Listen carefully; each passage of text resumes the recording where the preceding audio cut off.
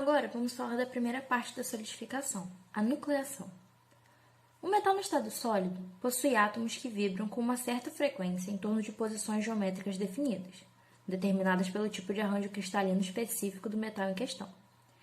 No estado líquido, tais átomos, além de vibrarem, não possuem posição definida, pois estão em movimento dentro do líquido. Por se movimentarem, os átomos no estado líquido entram em colisão, envolvendo milhares de átomos simultaneamente. Pode-se imaginar que, nesta colisão, surge um agrupamento momentâneo de átomos formando um núcleo, com um dado arranjo atômico, CCC, CFC, HC, etc.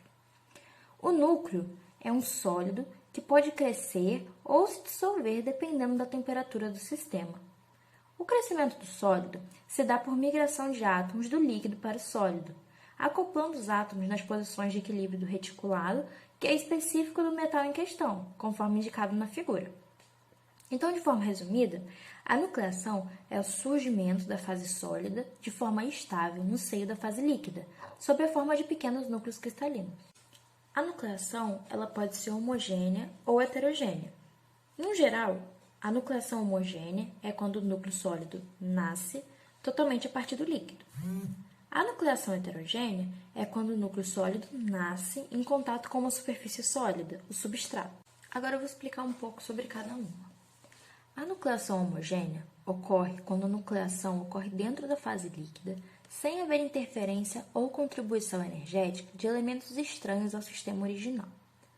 Já sabemos que os metais líquidos têm átomos desordenados, em que aleatoriamente surgem regiões ordenadas se agrupando na estrutura cristalina do metal sólido correspondente. Essas regiões são chamadas de embriões.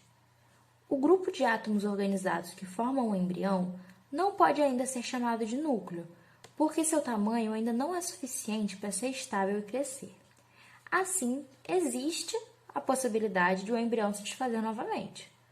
Posteriormente, esses embriões podem se tornar núcleos da fase sólida, tornando-se estáveis e crescendo, mas isso depende do seu tamanho crítico e das condições térmicas da fase líquida. Aqui temos uma imagem para exemplificar.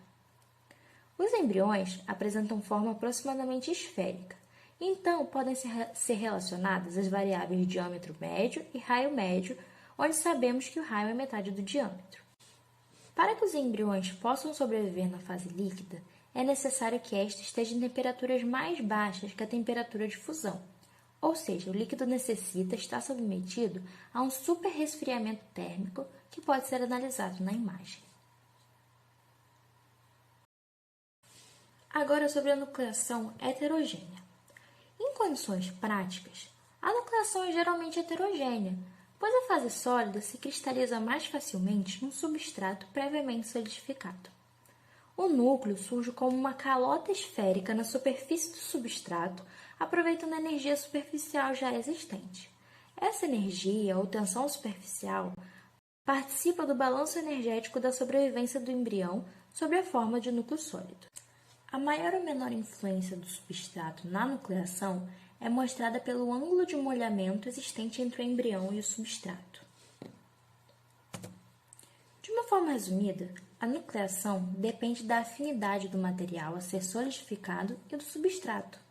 O ângulo θ é o ângulo de molhamento e está relacionado com a afinidade entre os materiais. E quanto menor for o ângulo θ, maior a nucleação. A expressão molhamento traduz o nível de afinidade físico-química existente entre o metal e o substrato. Portanto, quanto menor o ângulo de molhamento, maior será a contribuição da energia superficial do substrato na nucleação. Sendo que, se o ângulo θ é igual a 180 graus, temos uma condição de nucleação homogênea. Se o ângulo θ for igual a 0 graus, o substrato tem a mesma natureza do material a ser solidificado.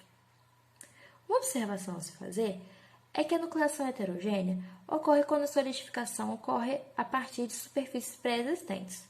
Como na fundição, os moldes têm natureza diferente do metal que está sendo fundido, o ângulo θ terá sempre o valor entre 0 e 180 graus, nunca igual. Agora vamos falar da outra parte da solidificação, o crescimento.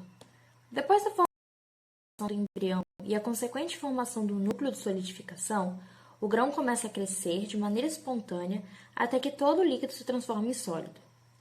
As formas mais comuns de crescimento dos núcleos na solidificação são crescimento com interface sólido-líquido plana e crescimento dendrítico. Vale ressaltar que a forma de crescimento depende da composição química da liga e também do intervalo de solidificação.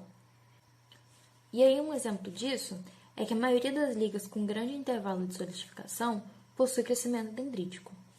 Nestas duas imagens, podemos ver o diagrama esquemático do crescimento de uma dendrita em uma liga e depois como as dendritas se ligam para formar o grão.